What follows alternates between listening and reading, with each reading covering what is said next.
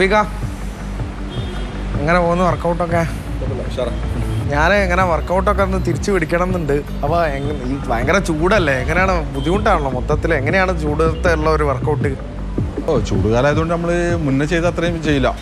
അന്നിപ്പോൾ നമ്മൾ 2 മണിക്കൂറോ 2.5 മണിക്കൂറൊക്കെ വർക്ക് ചെയ്തിരുന്ന ഒരാളാണെങ്കിൽ നമ്മളൊരു 1 മണിക്കൂർ 1.5 മണിക്കൂറൊക്കെ ചെയ്യുള്ളൂ. അത്രേ ചെയ്യാൻ കഴിയുള്ളൂ. പിന്നെ നമ്മൾ ഫുഡിലൊക്കെ ചെറിയ ചെറിയ മാറ്റങ്ങളൊക്കെ പറഞ്ഞിട്ടുണ്ട്.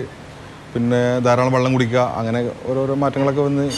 ഇപ്പോൾ ചൂടത്ത് ഇപ്പോൾ തുടക്കത്തിൽ ആദ്യമായിട്ട് വർക്കൗട്ട് തുടങ്ങുന്നവരും ഒക്കെ ഉണ്ടാവും, വീട്ടിൽ നിന്നൊക്കെ ഉൾപ്പെടെ. അവർക്ക് കൊടുക്കാനുള്ള ഒരു മെസ്സേജ് എന്താ? എന്തൊക്കെയാണ് ശ്രദ്ധിക്കേണ്ടത്? ചൂട് എന്ന് പറയുമ്പോൾ ഇപ്പോൾ ഒരു മാസം 1.5 മാസമുള്ള പ്രശ്നമുള്ളൂ. അപ്പോൾ അതുവരെ നമ്മളൊന്നിങ്ങനെ അഡ്ജസ്റ്റ് ചെയ്ത് പോവും.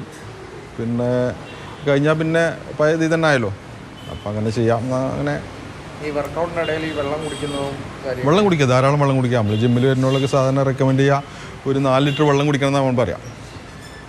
ഈ വർക്കൗട്ടിൻ്റെ ഗ്യാപ്പിൽ വെള്ളം കുടിക്കുന്നതൊക്കെ എങ്ങനെയാണ്?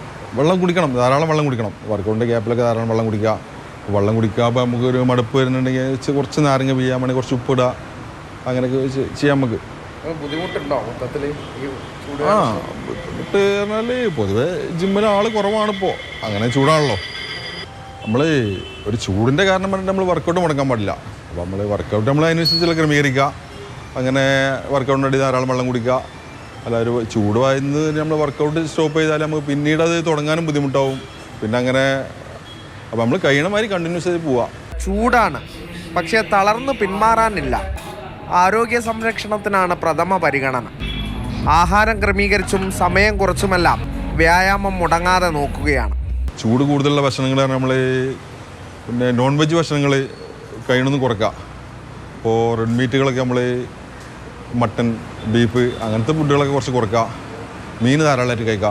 പിന്നെ വെജിറ്റബിൾസ്, ധാരാളം വെള്ളം കുടിക്കുക. ചൂടിൽ ജാഗ്രത വേണം. അതിനാൽ 2 മണിക്കൂർ വ്യായാമം ചെയ്യുന്നിടത്ത് അത് 1 മണിക്കൂറായി കുറച്ചു. നമ്മളെ ശരീരം നോക്കണം. നല്ല ചൂടാണ്. ചൂടാകുമ്പോൾ അതിനനുസരിച്ച് ഭയങ്കര ക്ഷീണം വരും. അപ്പോൾ ഇടയ്ക്ക് നന്നായിട്ട് റെസ്റ്റ് എടുക്കും. ആദ്യം കളിക്കുന്ന അത്രയും കൗണ്ടൊന്നും നമുക്കൊന്നും ചെയ്യാൻ കഴിയില്ല. ചൂടാകുമ്പോൾ കുറച്ചേ കളിക്കുള്ളൂ. ആദ്യം 2 മണിക്കൂറൊക്കെ കളിച്ചതിന് 1.5 മണിക്കൂർ അത്രയൊക്കെ കളിക്കാൻ കഴിയുള്ളൂ. വ്യായാമത്തിനിടയിലും വിശ്രമം വേണം. കൃത്യമായി വെള്ളം കുടിക്കണം. നമുക്ക് നന്നായിട്ട് വെള്ളം കുടിക്കണം. പിന്നെ ഫ്രൂട്ട്സ് നന്നായിട്ട് കഴിക്കുക.